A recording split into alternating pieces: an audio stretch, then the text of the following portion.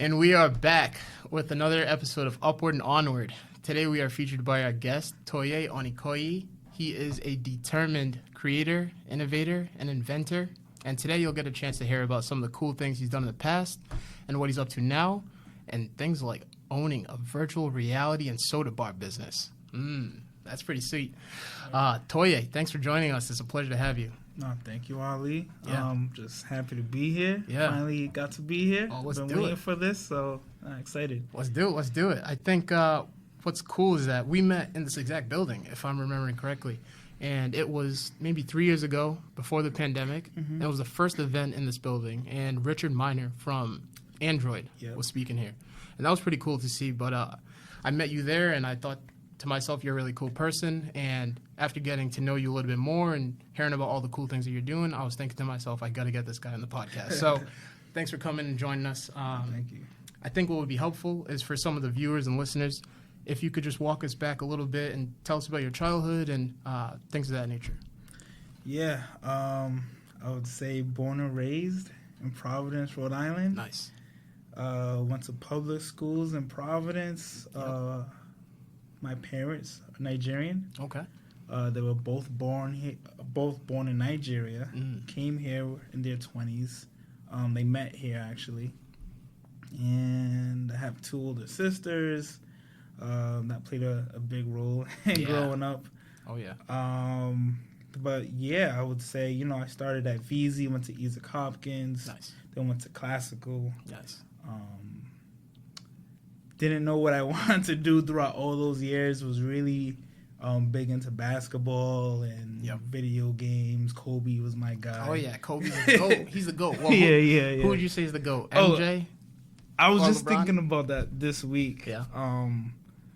Actually today, because I seen like Gilbert Arenas. He was talking about how him at 25 is better than Steph Curry at 25. Which Okay. All right. pretty. I mean, he was good. He was great. Agent Zero.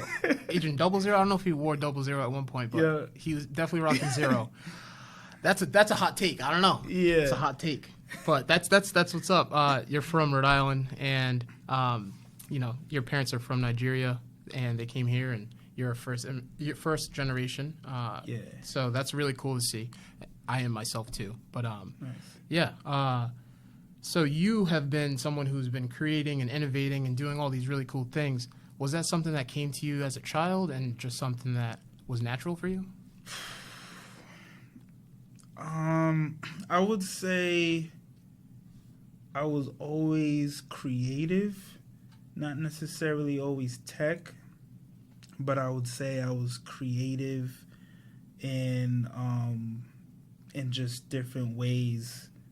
From I don't know. I even think like the way I played basketball was creative. The way my jump shot was just different. I would say even when I'm playing video games, like just I don't know, like the different things. I used to draw when I was little. That's awesome. I wasn't into tech until I would say I got to college. Okay. But just creatively, I think, I was always like kind of like a storyteller. I used to write like books. Really? When I was little, like full like 50 pages or more, like each one of my books was. Wow. I started doing that in middle school. Okay. And at first they were like based on like Dragon Ball Z characters. Nice. That's what I was into. And then I kind of got into like different kind of novels when I got into like the Series of Unfortunate Events series, like Lemony Snicket. Yeah. And I started kind of writing like full novels and creating my own characters and stuff like that. Wow. That's super cool. That's super cool. So I would say like, yeah, always just been kind of just creative. And that's where I took tech and how I look at it as kind of like just another like just paintbrush, another tool just so I could like be creative. Yeah, really. I believe it. Yeah, same. I can't say I was writing novels and things of that nature. That's really awesome to hear, but I definitely look at tech that way, and it's cool to see how you drew a comparison from like writing a book to utilizing tech and painting that picture in a different element. So that's really awesome. You mentioned that it wasn't until you got to college that you got into tech. So what did you study in college? I did electrical engineering in college. Nice, Not my choice. No? How come? I mean, I would say I didn't not choose it, but my parents was like, Nigerian parents was like, all right, engineering. Yes, you are now an engineer. I was like, all right, I don't know which one to choose because I don't really know what engineers do at all. Right. I had no clue. Yeah. But my dad kind of like looked at what I was kind of into. Yeah. Like video games at the time. Yep. He was like, do electrical engineering. Maybe you'll be able to build a system one day. That's right. Or design a system one day. So I was like, all right. Yeah. All right, let's do it. Let's run with it. I was like, all right, cool. Let me try to do that. Ironically, that's the same story for me. Like, I didn't know what I wanted to do getting closer to the end of high school. And, I even considered going to the Army. And my parents were like, okay, let's think about what you actually like to do. And really my dad. And he was like, you love computers. Like, you've always been on the computer playing video games like you. He's like, what about computer science? So that's really cool to hear that, you were steered in that direction by your parents. But ultimately, I think it was a great decision by them and you. Yeah. During your college experience, were there any courses that you took and, like, you really enjoyed or things that really stuck with you and, that are meaningful to you? Yeah, my school, my time at URI was definitely challenging for me. It took me 7 years to graduate, actually. Yeah. So I almost went like 2 bids. Oh, like, yeah. Almost went back to back. Almost went back, literally. I was like, I can't do 8 years because then that's like a double bid. Yeah. Hey, but if it does take that long, there's no shame in that too. Everybody's on their own journey, but that's cool. Yeah. That's cool. Were there any courses that you really liked or anything? Yeah. There was a bunch of different courses. I did like this microcontroller class. Okay. Where we were able to put some software on a microcontroller and program it. But I would say like the class that I really enjoyed was my capstone class. Like, Okay. kind of like the last class that you take before you graduate. Yeah. And that was like by far like the best class because it challenged me and it kind of pushed me into software where I was doing double E. Okay. And for my capstone project, they paired us with a computer engineer, the Okay. software guy. And me and my partner, he was interested in EE. I was interested in software.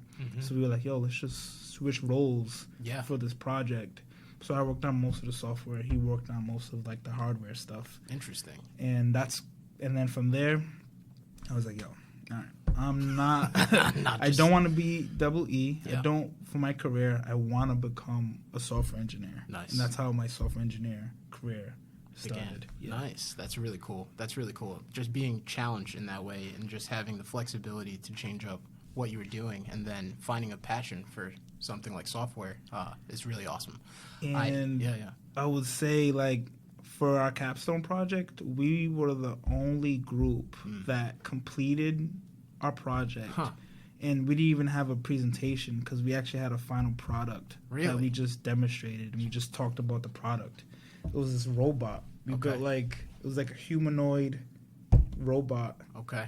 That we created software that you could control the robot. You can move the arm, you can move the other arm, and you could create like kind of pre-trained like movements. Okay. So you could be like, all right, move the head this way, move the arm up, and then save it, and then it could loop in that kind of like movement until you tell it to stop. Wow. That's really cool. Dang, man, that's really cool because, there's products like that and toys like that that are sold on a large scale. Where's yours at? Is it in one of these stores? Is it something I can go grab? It's not, but think like it was a product. Okay. We actually created a full product. Nice. And I remember when we were presenting, one of the teachers was saying like, wow, wait, you guys just created a mini game engine within the software, because in the software there was sliders on the side, like the UI, there was sliders where you could move, and each slider represented a piece of the body. Okay. And then in the middle was basically a 3D model of the robot. I see. So you would move the slider, it'll move in the 3D environment in the application, but then it'll also move the servos that were attached to the robot. Interesting. So cool. So cool. I think I saw that as you were at URI, you were also a research engineer. Is that correct? Yeah. What was that like? What were some of the responsibilities or things that you had to do while you were there? So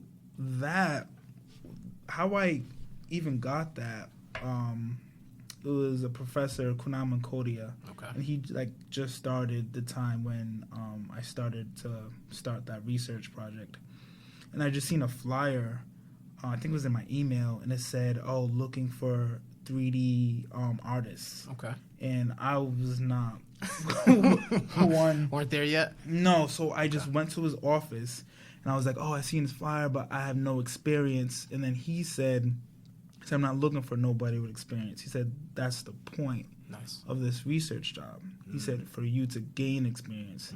And then when he said that I looked at everything differently, because trying to get jobs, they ask for experience. Yeah. But this is a guy who's telling me, I don't want you to have experience. I want you to, do you want to learn? Yeah. And I was like, yo, yes. Yeah. Yes, I'm your guy. Yeah. Where do I sign? Facts. That's what's up. So it was a flyer that really started the research engineer journey for you. And while you were there, was there any research projects that you were working on? Was the capstone one of them? Was there anything else? Yeah, so for research, we worked on a project called Teletremor. Okay. And this was one of Professor Kunal Mankodia's projects. So basically, it was to measure a Parkinson's patient's severity of their tremors. Mm-hmm. So basically, at the point when I was working on it, a user would have a wristband, and they would go through a test with probably a doctor or maybe at their home, and they'll go through a test. Maybe they're doing a pinching test. Okay. But during the pinching test, they'll be tremoring because they have Parkinson's disease, and you'll be able to monitor and rate the severity of that, where usually you're only able to do that when you're in the doctor's office. That's right. But doing this, you'll be able to do it at home. So my part of it was to give the doctor a 3D representation. So when the person is doing the test and their arms are shaking, we had a 3D model that I made in Blender, and then used a Python script to map the sensors that was on the wristband to the model. So the 3D model would represent and move the same way as the hand. That's right. Wow. That is so impactful. I saw the video on YouTube of Teletremor, and I saw how, the patient's hand is shaking, and then at the end, it's not anymore. So that's really cool. My grandfather, before he passed, he had Parkinson's, and I got to see firsthand how challenging it can be. So knowing that there are people like you who are innovating around that is really, really impactful, and I'm so happy to hear. That's a great mission, and super cool that you did that. Oh yeah, that was good. A good opportunity to just work with those people, and for Kunal for giving me the opportunity. I think that is that says a lot, and that really changed my perspective on how I should look at things, or even my ability and the doubts I even had in myself. That's right. It's true. I saw online that you also presented at Rice 360 Institute for Global Technologies. That's unreal, because I looked into it more and I saw how large scale of a institute it is, and I think it's national. But how was that experience? How was it presenting? Were you nervous? How'd it go? All that. Yeah, super nervous. Yeah. One, super nervous. Two, that was the first time I was on a plane. Oh, really? Yeah. Where'd you fly to? Houston. Okay. So it was only a 3-hour ride, but you sitting in the back, it's shaking. Never been on a plane before. Well, I have, but I just don't remember. I was too young. Went to Nigeria. I don't remember. But that was the first of my knowledge. I was being on a plane, so I was like, yo, this is crazy. Your ears popped and all that. What's going on? Yeah. Oh, that's great. And then presenting, how'd that go? What was the reaction? What was the response? It was, one, I was nervous.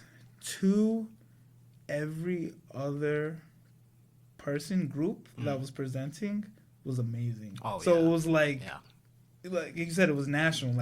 Everything was like just amazing. So I learned like while I was there waiting for my turn, like, okay, this is how I should stand, this is how I should project. It was kind of like learning on the fly. Yeah.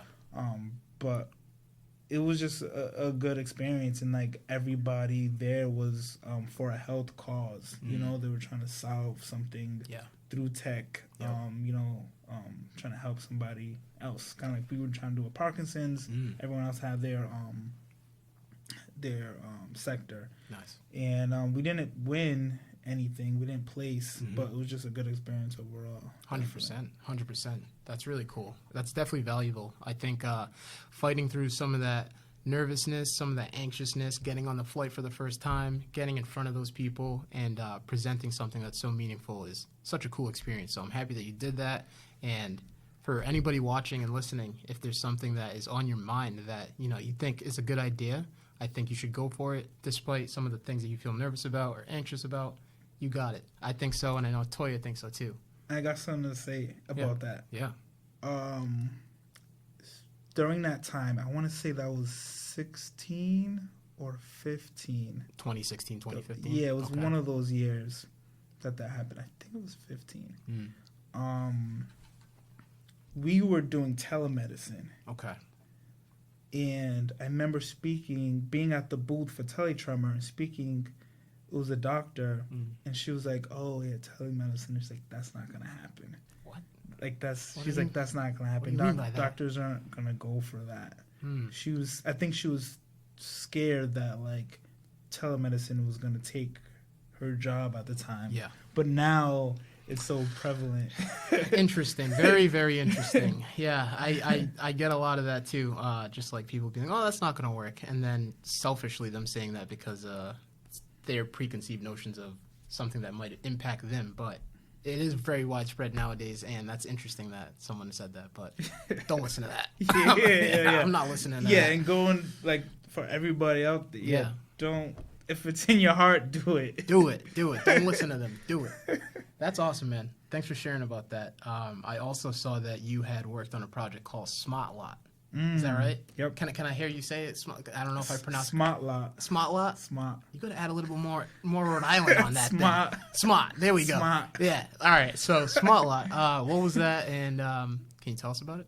Yeah, that was a hackathon.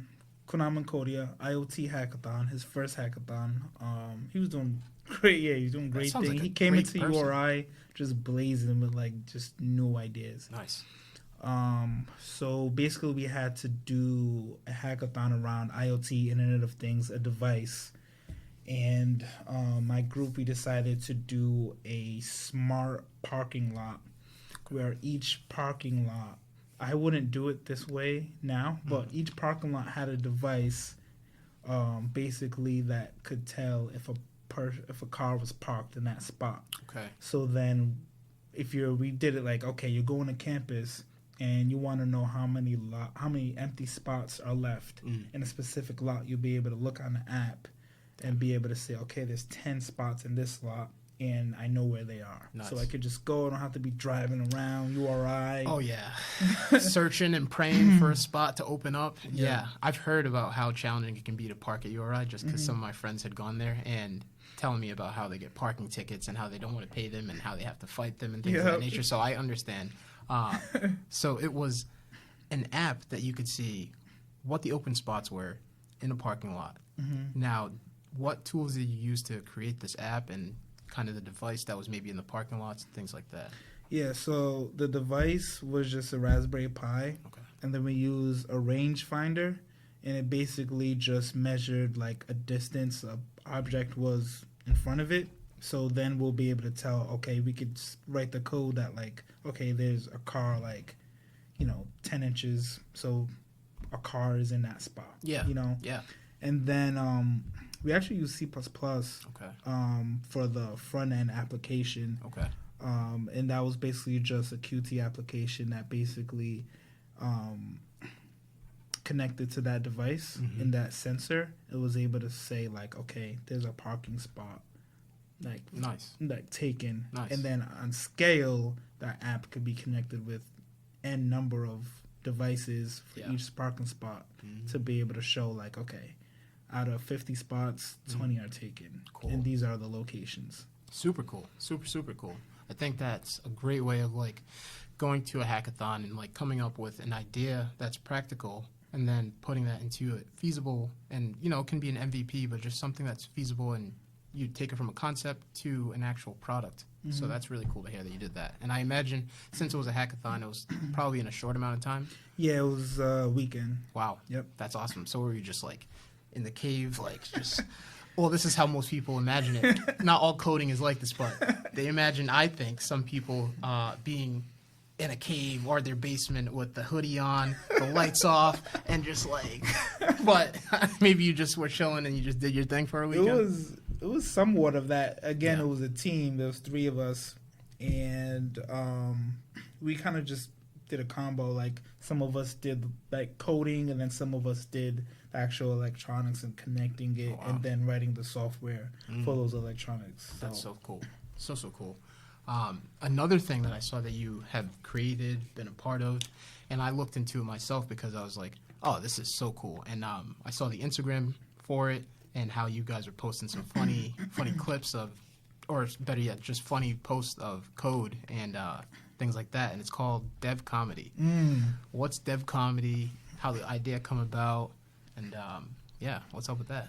Yeah, DevComedy. It was it's just an Instagram page basically showing code but in a funny way. Yeah. So the idea was like, okay, I like coding, but how can I get my friend who's not into it to like look at what I'm doing? Yeah. So basically I wrote a function that involved like, you know, Jordans or a Kanye lyric or something like that, you know, and then incorporated the, you know, essence of the song or whatever, the Jordans or whatever it was into the code, into like a for loop or a structure or something, you know. That's pretty much it. And then like Super just cool. started like put it in like a nice like, you know, UI. I saw that, yeah. And then just started posting them. That's what's up. That's what's up. Good for you, man. That's another thing that you've done, that just you had this idea and you take the concept and put it into something feasible and tangible, and that's awesome. I feel like when I was just getting my bearings, learning about you a little bit more before, you know, this podcast episode, I was just sitting with my girlfriend and I was like, look at what he's done here. Look at this. Look at this. Look at this. I at one point I said, this guy's like Elon Musk. And I was like, okay, I don't know if I should, if I can put him in the same sentence yet. But I think in my eyes, you know, I look to you and I really just see somebody who is so creative, so innovative. And, you know, you inspire me to do really cool things too. So thank you for just being yourself, you know. Thank you. Yeah. Another thing, just in case you guys thought that we were done here, you also are the co-founder of the Muse Mirror. Yep. And I remember it was maybe a year or two ago, I was walking in Providence Place Mall with my girlfriend, and as I was walking, I just bumped into you, really. And I was like, Toye, I was like, what's up, man? And I see you, I see the mirror, I see people walking by, they're all looking at it like, what's that thing? And I was thinking to myself, like, how much money do I have? Do I have a little extra to spend on a smart mirror? But what is the Muse Mirror and how did that come about? Yeah, so the Muse Mirror started out as a gift to my girlfriend. Nice. And every year on our anniversary, we would just like give something that we made. Oh, wow. So one year I made her a scrapbook. The next year I made her a dream catcher because she was really into like dream catchers and putting it in her car. Okay. Oh, in the car. All right. Yeah. Like the dash. Yeah, the dash. Hey, it's a nice decoration, you know. Catches dreams too. Yeah. I don't know. Shouldn't be sleeping while you're driving. You should not. Don't sleep, but you can enjoy the beauty of it, I guess. Exactly. And then so I made that, and then I was like, all right, let me make something with my, you know, electrical engineering degree. Yeah. Software, my new software background. That's right. Let me make something combination of the two. Yeah. I know that she wears makeup Yep. all the time. Oh, yeah. Yep. And she's in the mirror Yep. every day. Every day. A lot of the day. A lot of the day. Okay, so it's not just like a couple minutes. We're like talking. No, that's funny. yeah. A good amount of time. So Yeah. I'm like, all right, let me make her a smart mirror. So this first one, it had her calendar events. Okay. It had she lived in Jersey at the time, so it had her trip time from like Jersey to Rhode Island to URI. Oh, wow. So like she would go to URI, boom, she'd be able to see like, okay, how much time it'll take for her to go to Jersey. Yep. It had like a greeting and different kind of stuff, like just on the mirror, and then she posted it. A lot of people was like, yo, I want one, blah, blah, blah. Yeah. I was like, no. Like, this is a one-time thing. I'm good. This is for my girl. yeah. And then about a year later, I'm still getting those like messages. Yeah. You know, like, oh, that thing, like, blah, blah, blah. So I'm like, all right, let me try to do something with this. And then I didn't know what to do. Yeah. I didn't know what to do, but I knew how to build. I know how to build it. Yeah. That was one thing I know how to do. Nice.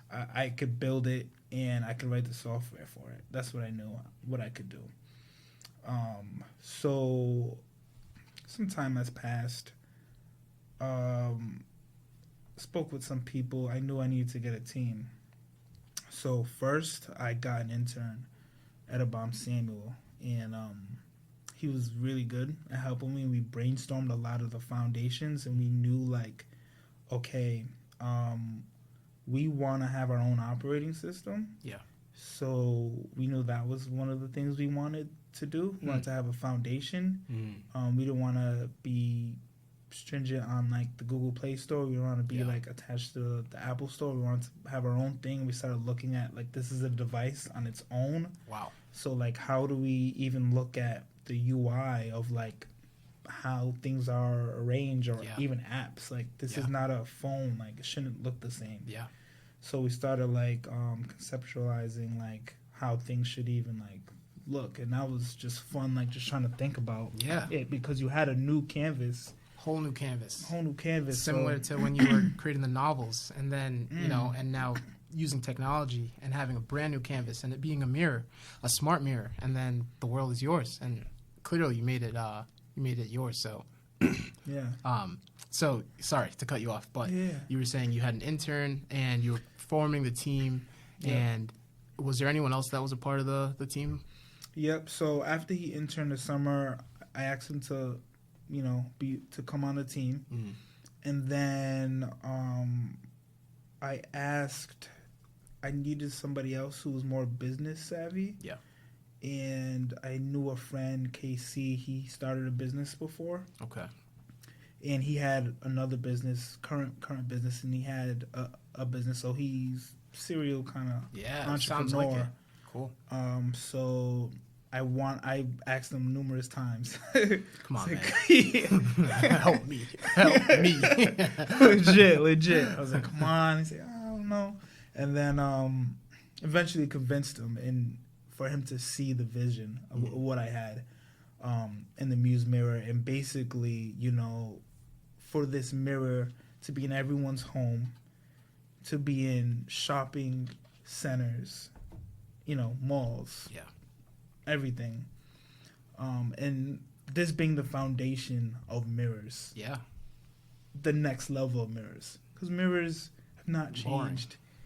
I mean, compared to the Muse Mirror, mirrors are boring. You know, I get in the mirror and I see the reflection. I'm like, oh man, we need some help here. But maybe there were some apps that would distract me and stuff too. But and be helpful, really. Yeah. And we launched it. And there's another member, Larry. Okay. And he's helped a lot with the product and marketing. Nice. And bringing the product into, like, you know, the commercial space and how it is now. Yeah. So a bunch of things has happened, you know, since then. And like we released it last year to consumers for the first time, and we wanted to just, okay, how are consumers even going to use this? We didn't want to put too much of our fluff in it. Yeah. We wanted to give it out and see, like, okay, users are using it for this, users are using it for this. So we got some data and got to see like how users were using it and how they would like to use it. True. Yeah. So then we could then write software for that. Yep. And from what we've seen in the different conferences we've been going to, I think we found that the business customers were ready now for it, and the consumers customers were not just ready for it right now. Yeah.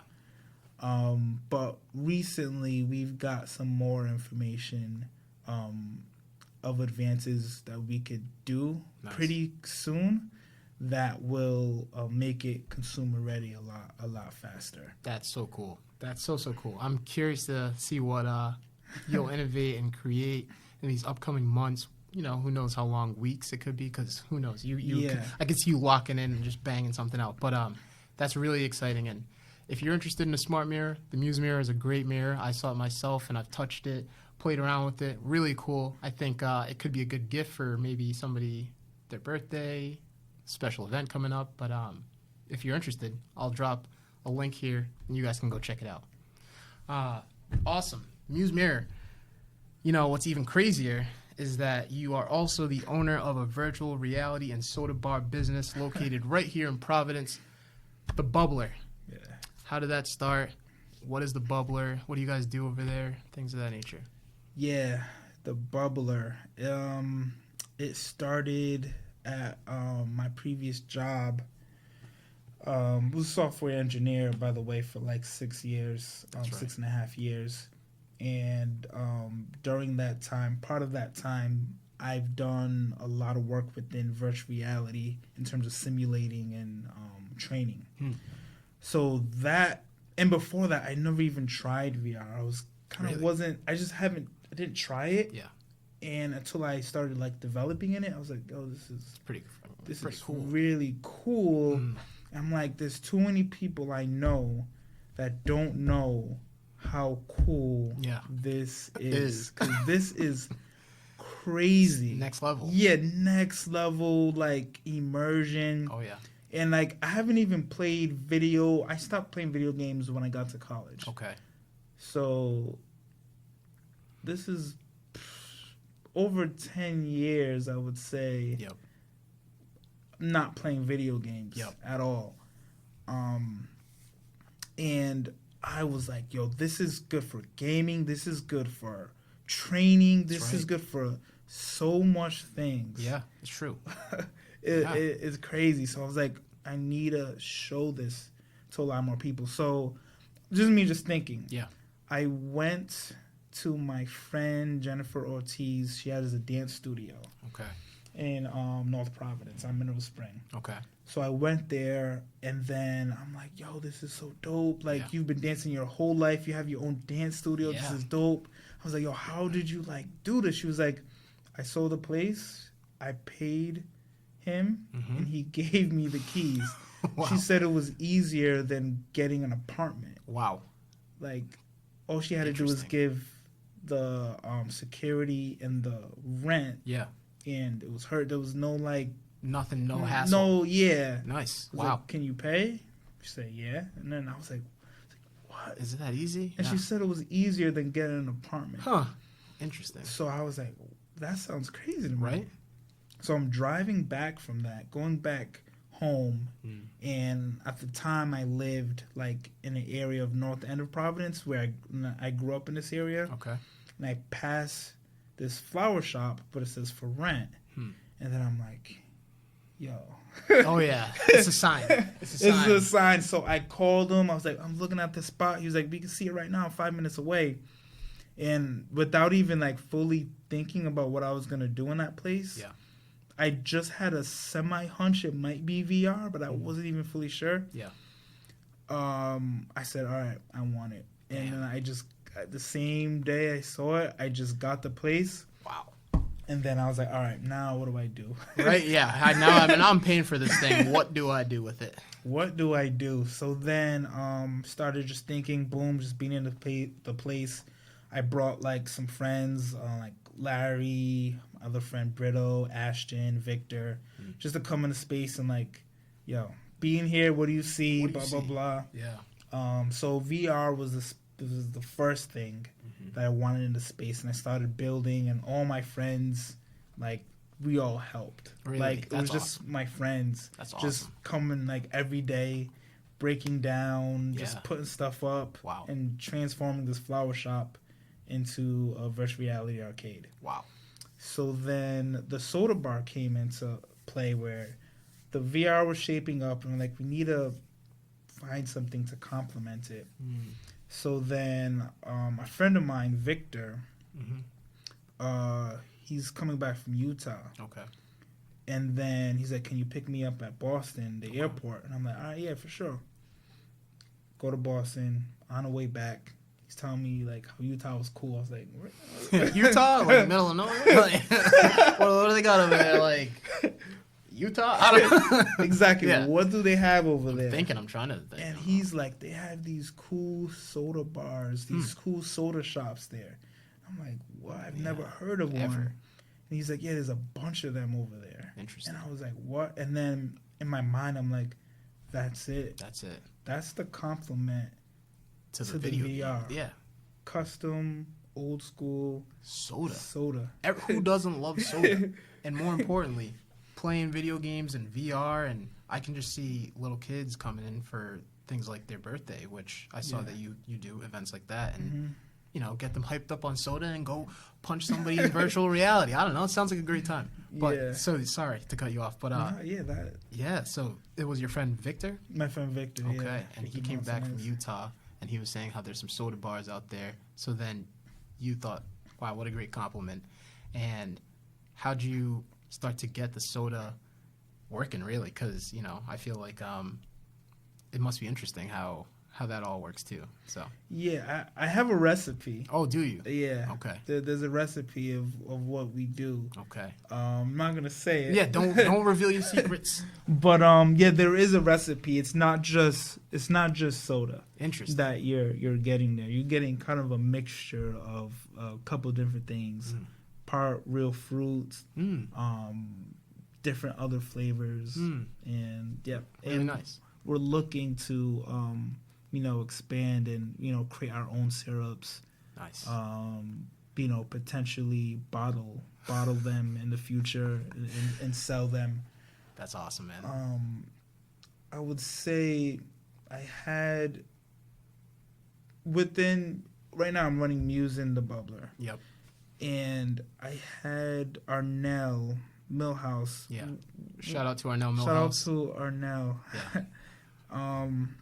Definitely a huge mentor in my life. Same. And I feel like there's been times, and there was especially a time when I felt like I was doing enough. Yeah. But I wasn't. Dude. I wasn't doing enough. And he told me something where he was like, if you were born in the 20s and you knew everything you know now, what would you do?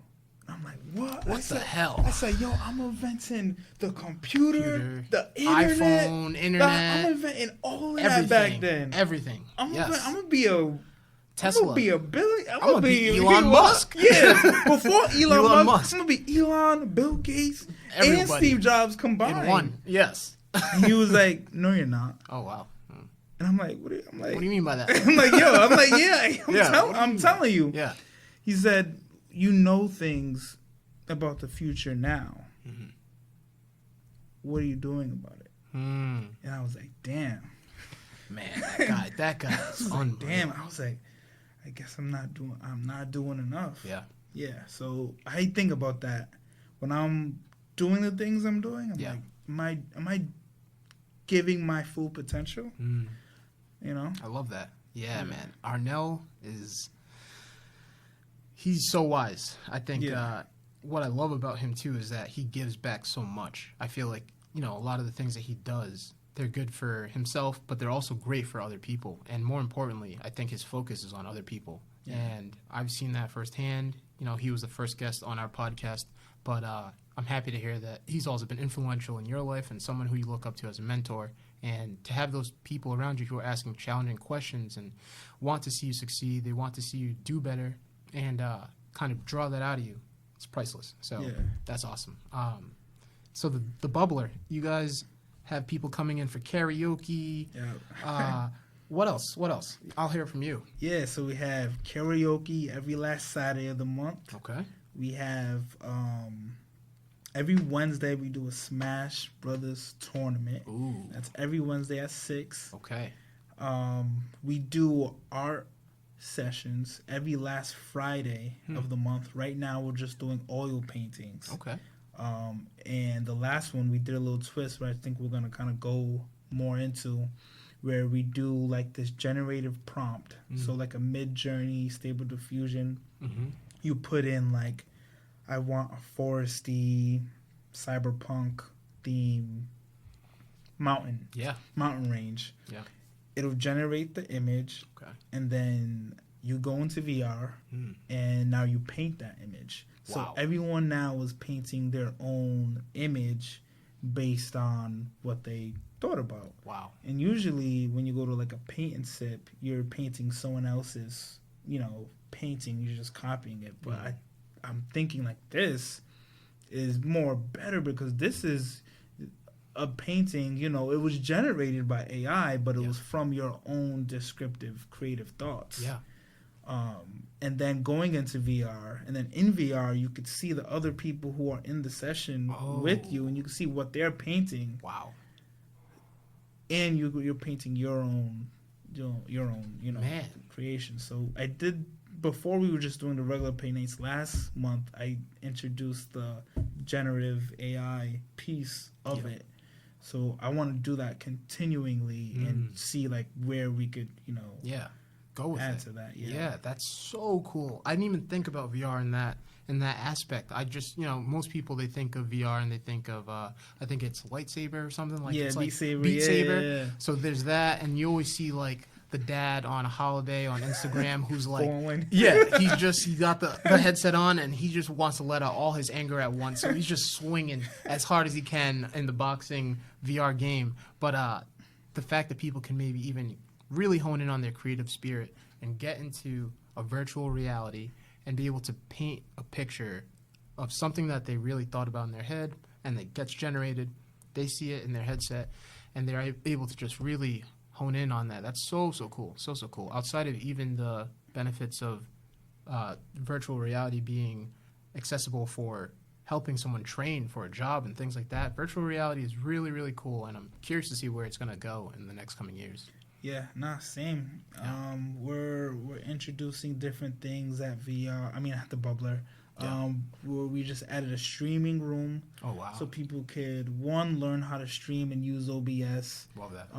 Get connected to Twitch and basically just have a space where they could stream and be on Twitch and learn how to game and all of that. Wow. We're going to start doing VR tournaments. We did a few last summer. Okay. We're going to start doing more VR tournaments and get people active in that. And I want to say the difference with like esports and VR esports is the VR esports gives you a time and ability to be active and be physical. With regular esports, you're not physical. That's right. But this is kind of like the in-between between, a basketball and like a Smash Brothers tournament. Yeah. Where you're able to, your game, but then you're also able to be physical at the same time. So we want to introduce that at our space and then hopefully get into different schools in the area and create a league. Oh, yeah. Based on that. And that's like one of our goals. Man, I can see it so clearly. Like, honestly, it makes so much sense. Like, the way that things are going and just us being really so acquainted with technology and using our iPhones, our Macs, everything like that.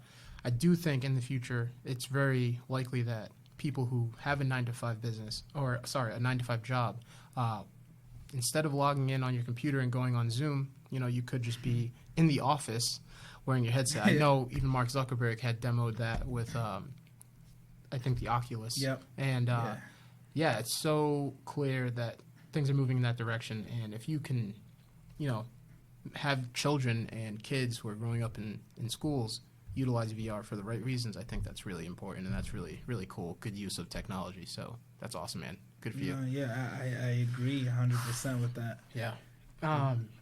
So you guys do Smash Brothers tournaments, karaoke, kids' birthday parties, now VR tournaments, and paint and creative nights. Anything else that's coming out of the bubbler? Like the bubbler seems like it's just your place to just have these creative thoughts and just do whatever feels right. Yeah, nah, it's a spot. Anyone could just come down, and we also have like, you know, our stations. People just come down and like come play recreationally and do different games.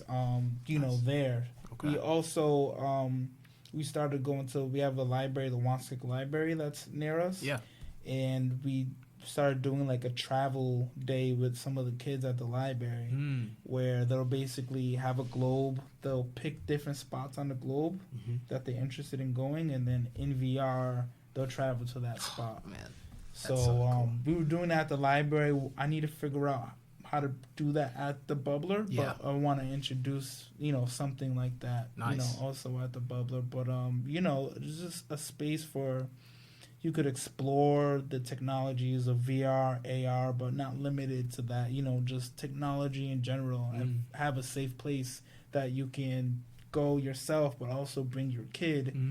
And with the soda bar, I imagine like, you know, a dad and their kid, or a mom and their kid at the bar together. Yeah. Like sitting at a bar together. Yeah. And they're both drinking and they're enjoying each other's company. Yeah. And also learning about tech. Yeah. You know, and just in a fun way. In a fun way. Nice.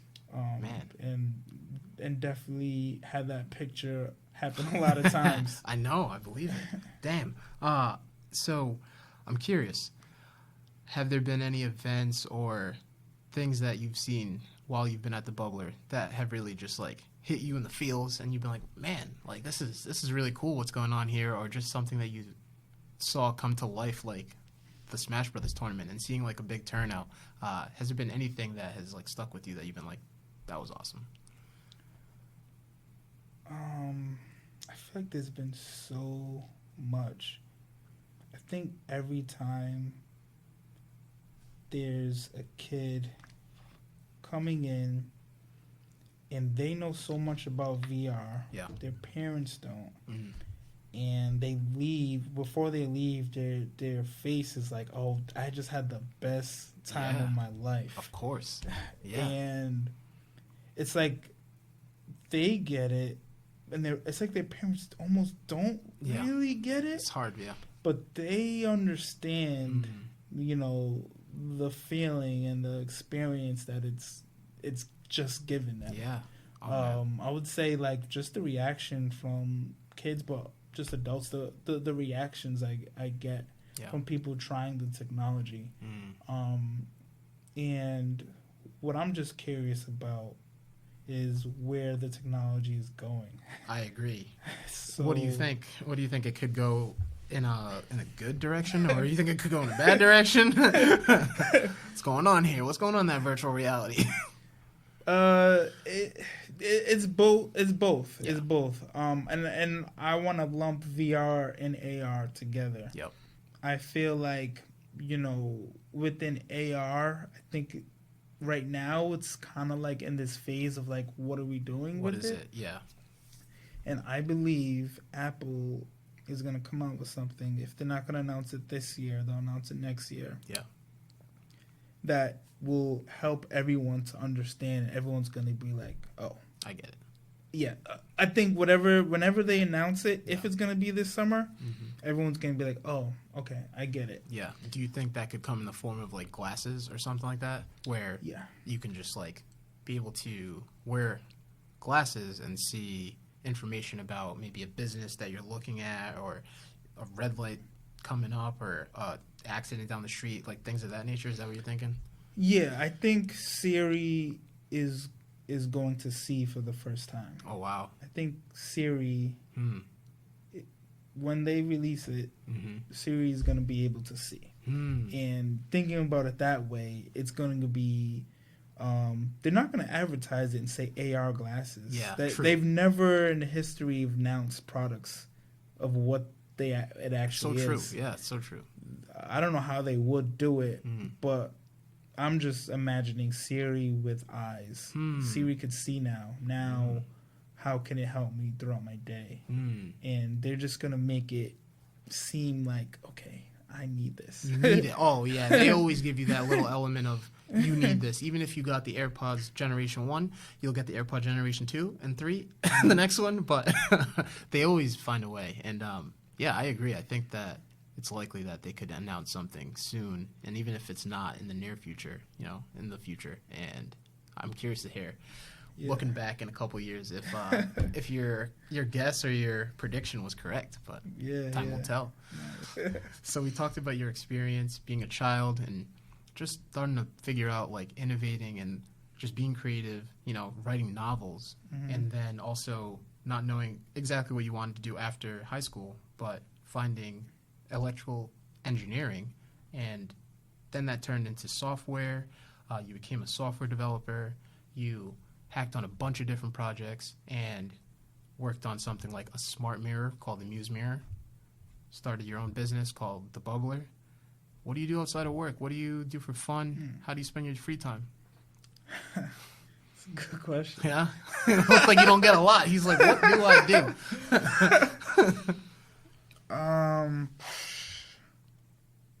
That's a good question. Yeah?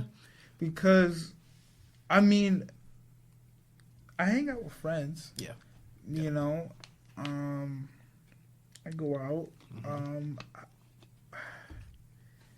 You like to try new places to eat in Rhode Island?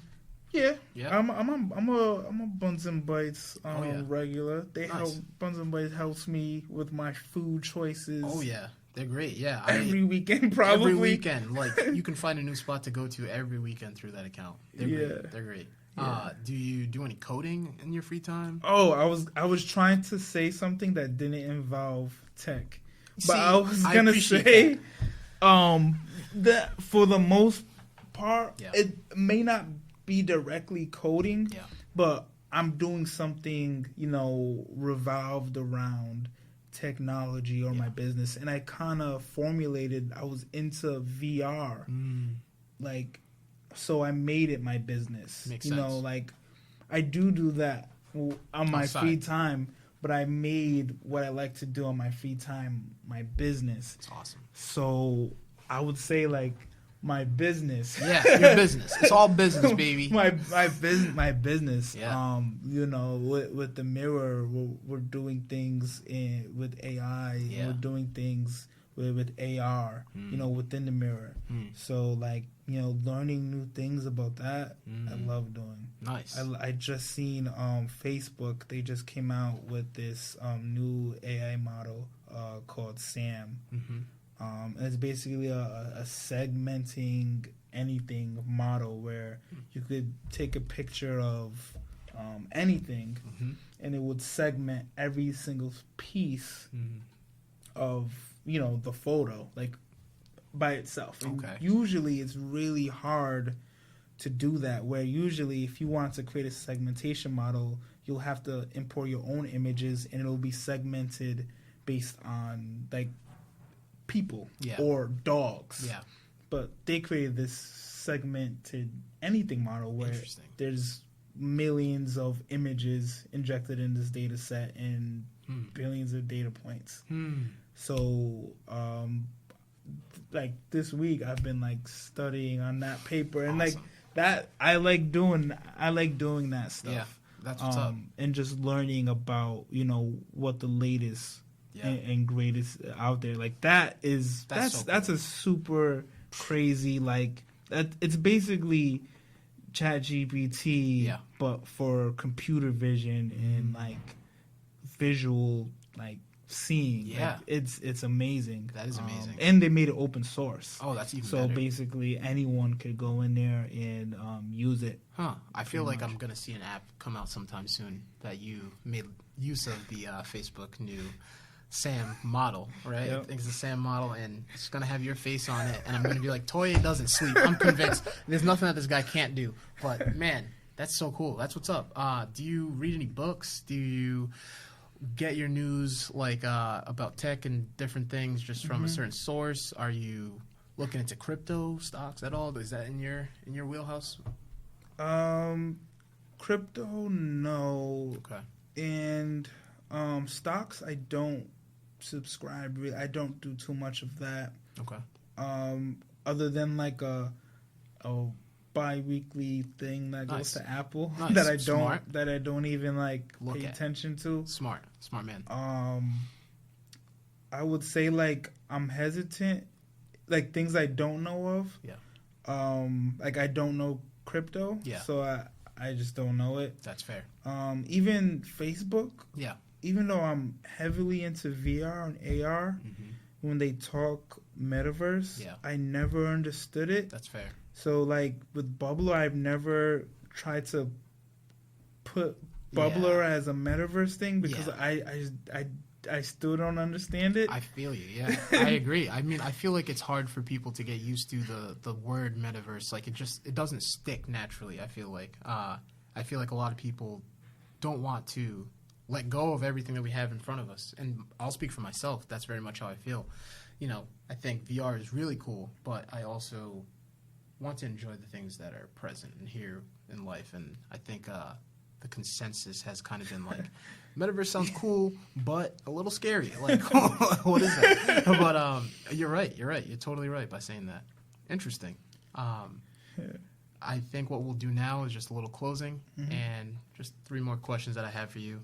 But are there any upcoming events for either the Bubbler or yourself that you're really looking forward to? It's getting warmer out.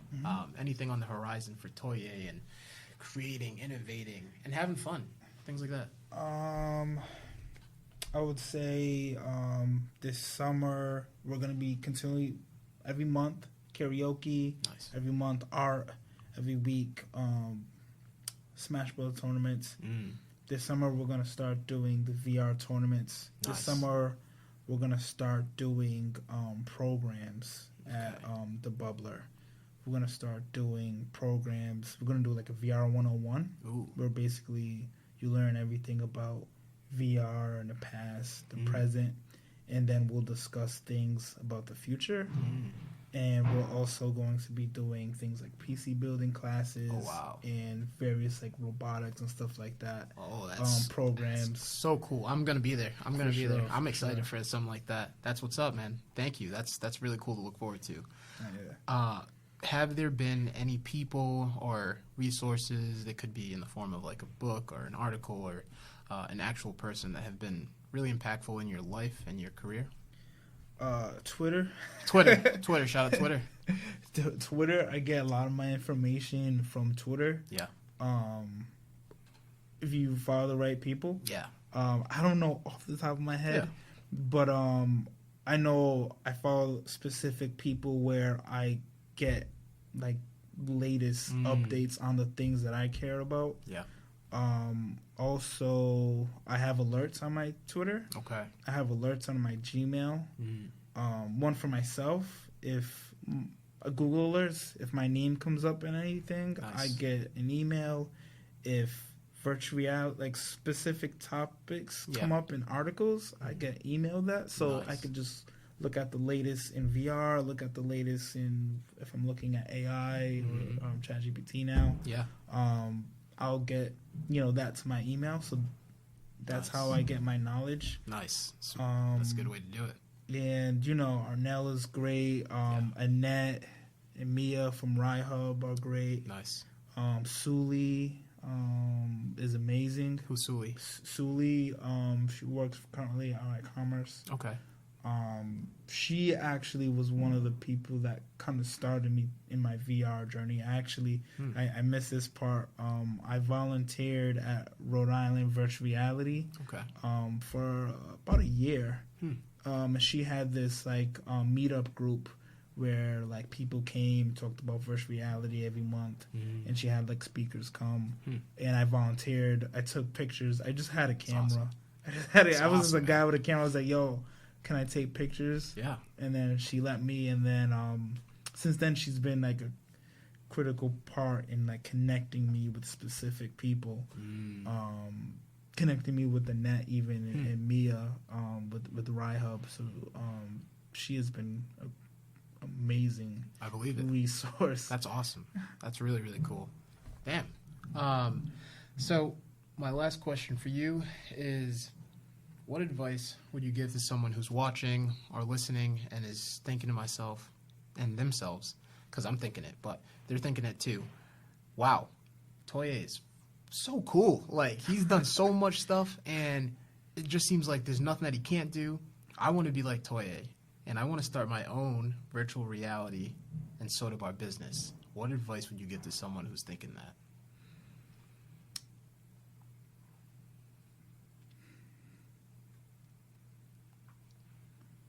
I would say if they want to do anything,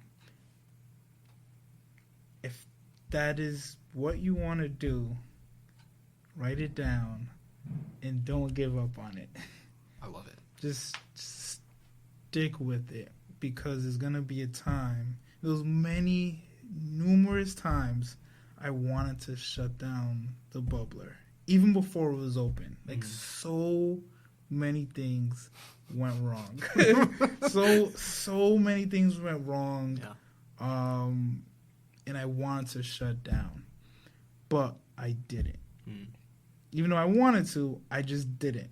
And because of that, I am where I am, and it's still here. Yeah, hell yeah. It's still here. It's a so blessing. I would say, just whatever you want to do, just don't stop. Yeah. And it could take time. Like, it takes time, especially if it's something new. Like, this was something new for me. Yeah. You know? So it's going to take time, and it's not supposed to be something that you get and you understand. And when things go bad, like dang, this is not for me. Like, that doesn't mean it's not for you. It just means you just gotta, try a little harder. But if you ever feel like,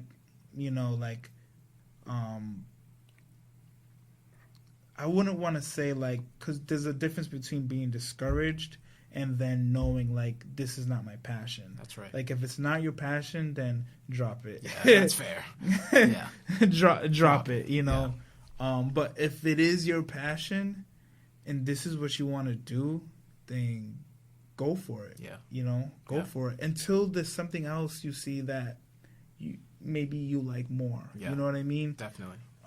But yeah, just don't stop. In terms of, like, specifically a soda bar. Yeah. that's a little niche. That's like, or very much of a niche. So I would say money is definitely important. Yeah. One thing that I did that helped me a lot was I bought the building. Okay. So I own the building where the bubbler is. Okay. And that has helped me.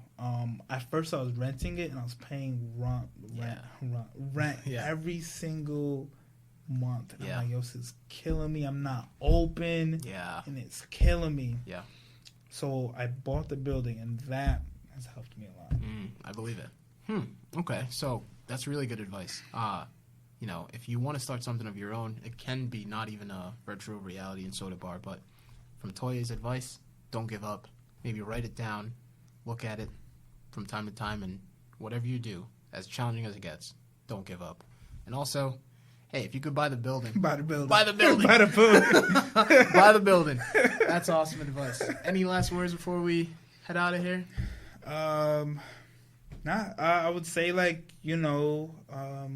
get into tech however you can. Right now, like, knowledge is even more accessible with ChatGPT. Like, it was everywhere before with Google, but now you could index the specific knowledge you want with ChatGPT. And I would say, like, just dive into whatever you want to do and utilize ChatGPT. I have it on my homepage, so I just utilize that every single day. Use it, for everything. Yeah. And it's interesting to just see where that, how fast that technology is going. Crazy. I agree. That's what's up. Toye, this was a blast. I'm so happy that you got to sit in this seat and I got to sit on the other side of you. I appreciate you coming out here, and I think we got to do another one. We got to do another one. We'll revisit this. We will. We'll see what the bubble is up to in a couple months, what Toye is up to, because only God knows what he's going to come up with. So this was a blast. I'll see you guys on the next one. Peace out.